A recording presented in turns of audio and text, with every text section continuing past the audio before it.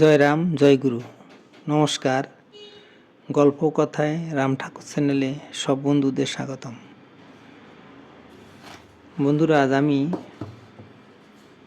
ঠাকুর পূজা সম্পর্কে কি বলেছিলেন সে সম্পর্কে একটু আপনাদেরকে বলে শোনাচ্ছি। শ্রীমতী শোভা বোসের মাতা ঠাকুরানী শ্রী শ্রী রাম ঠাকুরের নিকট থেকে নাম গ্রহণ করেছিলেন। শ্রী শ্রী ঠাকুর থেকে নাম নিয়ে তিনি মনে মনে ঠিক করলেন যে তিনি কেবলমাত্র শ্রী শ্রী ঠাকুরের পট পুজো করবেন। পূর্বে তাঁর ঠাকুরের আসনে শ্রী শ্রী রামকৃষ্ণ পরমহংসদেবের ছবি, মা লক্ষ্মীর ছবি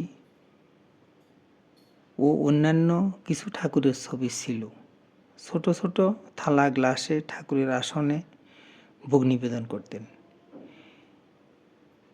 এরপর শোভাদিদির মা আসনে কেবলমাত্র শ্রী শ্রী ঠাকুরের পট রেখে অন্যান্য ঠাকুরের পটগুলি ঠাকুরঘরের এক কোণায় জমা করে গুছিয়ে রেখে দিলেন।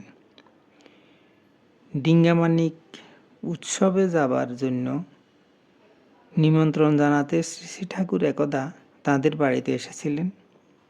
তখন শোভাদিদির মা ঠাকুরঘরে শ্রী শ্রী রাম ঠাকুরকে নিয়ে যান। ওই ঘরে গিয়ে শ্রী শ্রী ঠাকুর আসনের দিকে লক্ষ্য করলেন এবং শ্রী শ্রী ঠাকুর ঘরের কোণায় জড়ো করা ঠাকুরের পটগুলি ও লক্ষ্য করলেন। শ্রী শ্রী ঠাকুর শোভাদিদির মাকে জিজ্ঞাসা করলেন, মা, ওইগুলি কি? শোভাদিদির মা উত্তর দিলেন, নাম নেবার পর থেকে কেবলমাত্র কৈবল্যনাথের পুজো করি। ঠাকুর বললেন, ওইগুলি তো আমিই, তাঁদের সেবা দিবেন। শোভাদিদির মাতা ঠাকুরানী অতঃপর শ্রী শ্রী ঠাকুরকে জানালেন যে ওই পটগুলিতে দাগ পড়ে গেছে। শ্রী শ্রী ঠাকুর তখন বললেন যে নিত্য পূজা দিলে ওই পটগুলি পুনরায় পরিষ্কার হয়ে যাবে। শ্রী শ্রী ঠাকুরের আদেশ অনুযায়ী শোভাদিদির মা ওই পটগুলিকে আসনে বসালেন এবং নিত্য পূজা দিতে আরম্ভ করলেন। এবার সত্যি সত্যি কিছুদিন পর দেখা গেল যে ওই ঠাকুরের পটগুলি পরিষ্কার হয়ে গেছে। সবই ঠাকুরের লীলা। বন্ধুরা, এখন আমি দু একটি ঠাকুরের বাণী আপনাদেরকে পড়ে শোনাচ্ছি। ঠাকুর বলেছেন, অচিন্ত সত্তার আশ্রয়ই পরম ধর্ম। ঠাকুর আবার বলেছেন, উপস্থিত সময়ে যে যে ভাবের আবরণে পড়ে সেইভাবেই তৃপ্ত থাকিয়া কর্ম সকল সম্পাদন করিতে হয়। কর্তা অভিমানী হইলেই পাপ পুণ্যের ভাগী হইতে হয়।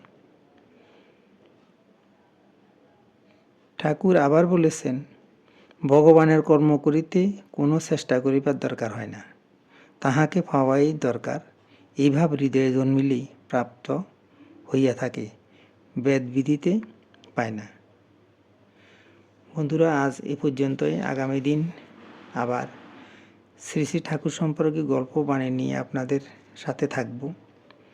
বন্ধুরা, চ্যানেলটি যদি আপনাদের ভালো লেগে থাকে তাহলে বেশি বেশি করে সাবস্ক্রাইব করে পাশে থাকবেন, লাইক শেয়ার কমেন্ট করবেন। ধন্যবাদ। ভালো থাকবেন। জয় গোবিন্দ। গুরু কৃপায় কেবলম।